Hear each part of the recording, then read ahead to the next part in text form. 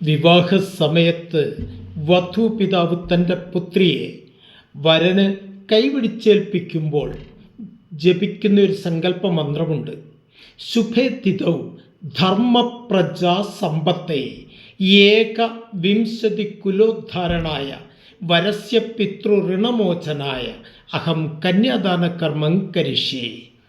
ഈ മന്ത്രത്തിൻ്റെ അർത്ഥം, ഈ ശുഭമുഹൂർത്തത്തിൽ എൻ്റെ പുത്രിയെ അങ്ങേക്ക് തരുന്നത് എന്തിനാണെന്നറിയുമോ? ഉത്തമരായ ധർമ്മപ്രജകളെ സൃഷ്ടിക്കുന്നതിനു വേണ്ടി. പൊട്ടനെയും പോഴനെയും ക്രൂരന്മാരായ ആളുകളെയും അംഗവൈകല്യമുള്ളവരെ ഇങ്ങനെയുള്ളവരെ അല്ല, മൃഗതുല്യരായവരെ ഒന്നുമല്ല, ഉത്തമരായ ധർമ്മപ്രജകൾക്കായിട്ടാണ്. ഈ ധർമ്മപ്രജാ സമ്പത്താണ് നമ്മുടെ സമൂഹത്തിൻ്റെ ബലം എന്ന് നമ്മൾ തിരിച്ചറിഞ്ഞുകൊണ്ട് ജീവിക്കണം.